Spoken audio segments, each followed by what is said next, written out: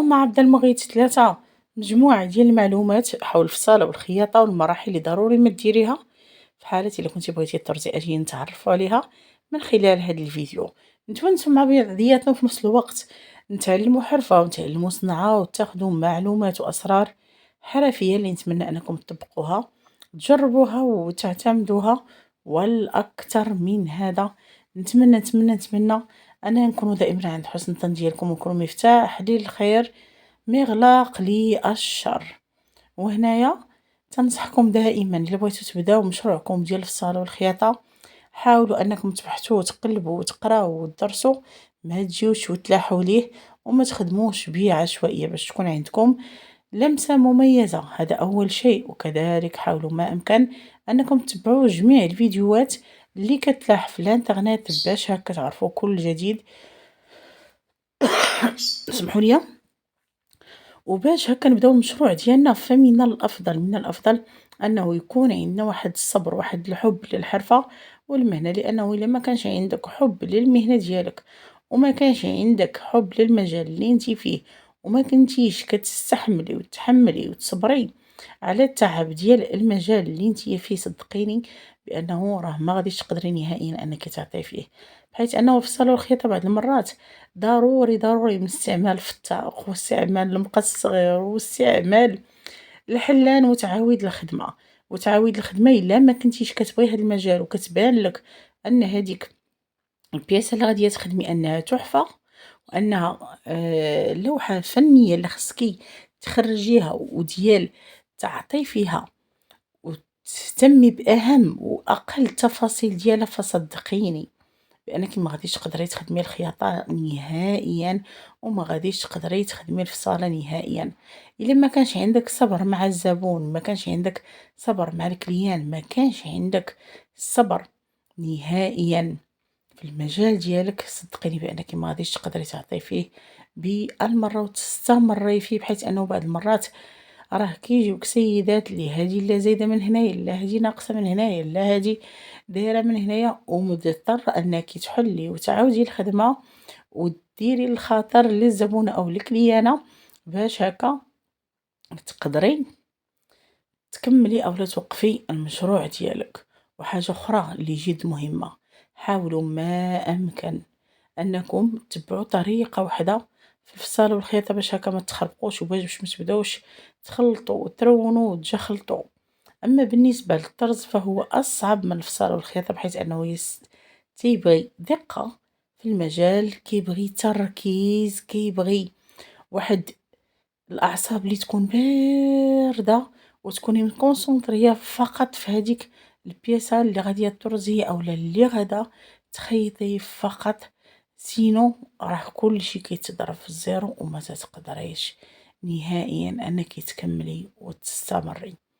ودائما كنقول لكم بان الحياه امل وعمل، وملي كنقولها غير ما كنقولهاش غير مجرد مثل، انما كنبغيكم انكم تطبقوها. الا ما صبرتيش لا في زواجك وما صبرتيش مع وليداتك وما صبرتيش في طرف الخبز ديالك اللي هو الفصاله والخياطه وفن التطريز، صدقيني ما غادي تقدري ديري حتى حاجه. دائما ملي تكوني تعلمي في نوع ديال الثوب اللي رخيص او القماش اللي رخيص في الثمن ديالو. ما تنتظريش شي واحد انه غادي يشد بيديك وغادي يقول لك اجي ديري وديري وديري وديري. الا ما درتيش بوحديتك والا ما قلبتيش على اثبات راسك ووجودك في المجتمع بوحديتك، راه والله يا اختي ما كاين اللي غادي يمد لك يد المساعده ولا غادي يقول لك اجي منين غتبداي ولا منين غادا توقفي. هذا الشيء علاش كنقول لك حاولي توقفي راسك براسك. حاولي انك ديري واحد الطريق، واحد المخطط لحياتك. ما تخليش حياتك ضايعه غير في الكوكوط والكوزينه والطياب والشقه والماعن. لانه واحد النهار هادوك الدراري غادي يكبروا وغادي يمشيو. على فكره هنا بالنسبه للثوب نحيدو منه هاد التويشيات ديال الخيط وديال الحرير اللي كيكونوا. كيف قلت لكم واحد النهار هادوك الدراري غادي يكبروا وغادي يمشيو، كل واحد غادي يمشي مع مرته وغادي تمشي مع بنتها وغادي تمشي مع راجلها وغادا تلقاي راسك نتي عندك واحد الفراغ كبير. هادشي علاش كنتمنى انك تكوني تعلمتي صنعة وحرفة خلال الايامات اللي كيكون عندك الكانة وكيكون عندك الجهد، باش حتى الا مشاو الوليدات كتبقاي شادة في واحد الصنعة اللي من خلالها كتعمري وقتك وكتخرجي من الروتين اليومي، وكذلك حتى في حالات الطلاق او الا وليتي ارملة كتلقاي باش كتخدمي وباش كتعيشي وباش كتعاوني الزمان وتعاوني الوقت. الوقت بغات العوين، الوقت ما بغاتش يد وحده، بغات ديال التعاون ما بين الزوج والزوجة.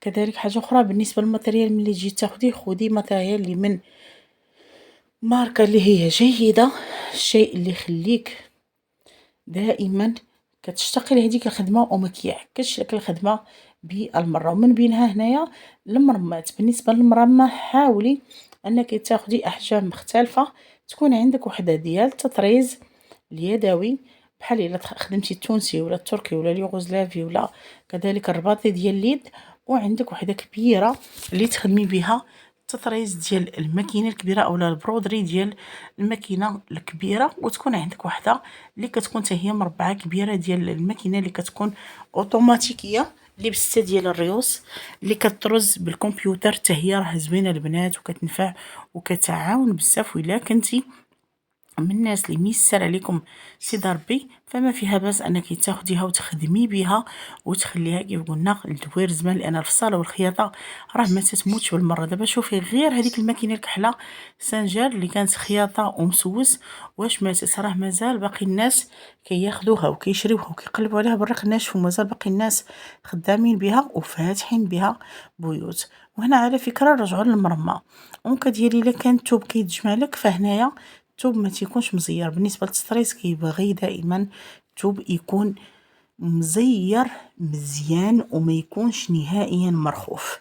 يعني ديري هذيك المرمى كتزيريها على الماكسيموم ديال الماكسيموم ديالها.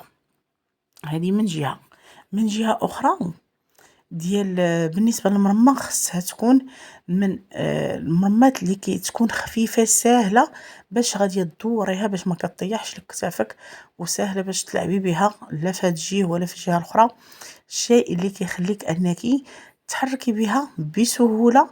ودائما بالنسبه للتطريز راه خصو يكون واحد التآلف ما بين اليدين وما بين الرجلين، بحيث ان رجلك راها كضرب خدامه وبها باش كتشدي السرعه، وركبتك بها باش خدامه في العراض، وفي نفس الوقت بالنسبه ليديك راه هي بها باش كدوري المرمى باش كتلعبي بالزواقه وباش كتخرجي الوريضات وكتخرجي الدوره ديالهم. وهنا هاد البنات ضروري بالنسبه لهاد القضيه ديال التغلاف ديال المرمى باش كيبقاش هاد لك الثوب، فكنصحك نصيحه اخويه انك تاخدي ثوب اللي كيكون شويه واقف باش غادي يشد لك، تيكون ماشي ساتان اولا ملس غادي يبدا يتملمص فيه الثوب، انما بحال هذا انا استعملته من ديال الفوقيه واللي كانت واحد السيده كتعلم فيها الراندا فوالا ديال خديته قطعته ومن بعد كنلويه بهذا الشكل وكندير ليه سكوتش على كل نهايه وبدايه جديده باش كتثبت ليا.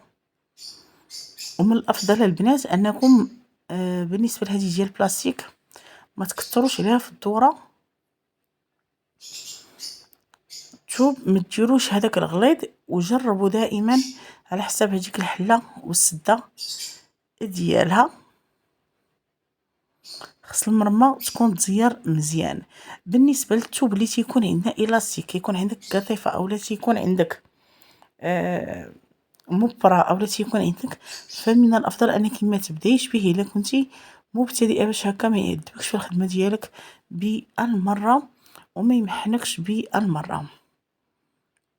حاولي دائما انك انا هذا كان عندي الدريساج ديال الماكينه اللي يلاه كيف خديت ضروري ضروري البنات ما تدريسه، وعندك واحد على الاقل على الاقل على الاقل واحد الاسبوع معها يوميا باش يلاه كي كتشد الريتم ديالها، ولو تاخديها اوتوماتيكيه اولا انتغري، فضروري انك تعطيها واحد الاسبوع ديال الدريساج باش يلاه كي كتعطيك الطوع في يديك، خاصة الا خديتيها جديدة. مازال الا كنتي خديتيها قديمة كتكون مدريسية قبل.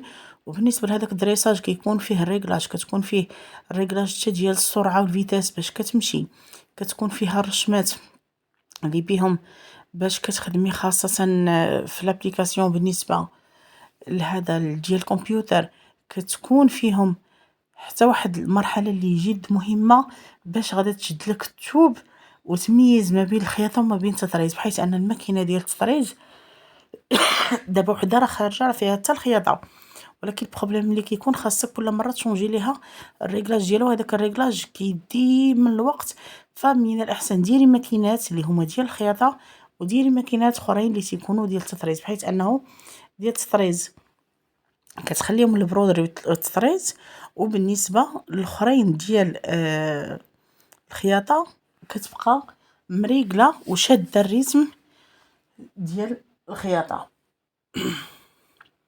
فوالا ما بين وحده وحده كنلصق كيف كتشوفوا معايا، كندور وندور من هاد الجهه الاخرى ونزير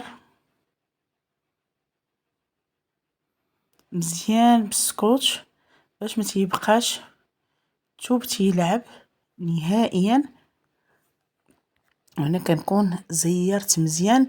ممكن انكم ديروا سكوتش اولا ممكن انكم ديروا حتى هذيك سبارادرا، من الافضل ومن الاحسن. هذيك كتقتل لك الثوب وكتخلي الثوب مسدود مزيان وما تيتحركش بالمره.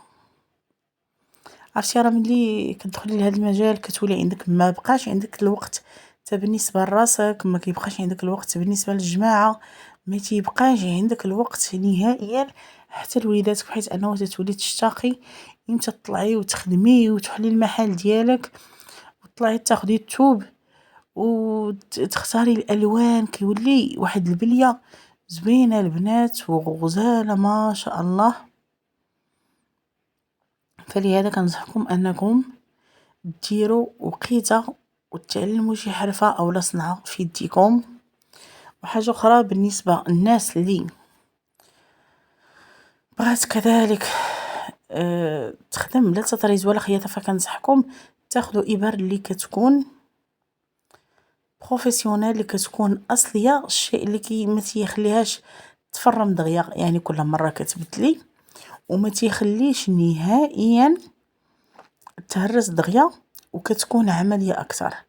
وحاجه اخرى اللي جد مهمه واللي تنصحكم بها، حاولوا ما امكن ان طلعوا تاخذوا الثوب كباب اللي تيكونوا اولا بوبينات اللي كيكونوا كبارين، خاصه الا كنتو كتخدموا الجمله، باش كيطلعوا عليكم ناقصين وتيطلعوا عليكم كذلك اقتصاديين اكثر. فلهذا حاولوا انكم تبلاص الثوب تمشيو ليها وتاخذوا الالوان والاشكال اللي نتوما محتاجينها واللي كتخدموا بها. نوعوا، ما ديروش نهائيا غير القفطان اولا الجلابه، ديروا الصلايه، ديروا الطبليات، ديروا كيف ما دايرين حنايا كذلك. وكنرحبوا بالطلبيات ديالكم خاصه بالنسبه للجماله ديال هذا الطويبليات ديال البنيتات الصغار، الطويبليات اللي كيكونوا بالاسماء وهذا الشيء اللي زوين، الكتمه والزواقه ديالها حتى هي كترزها.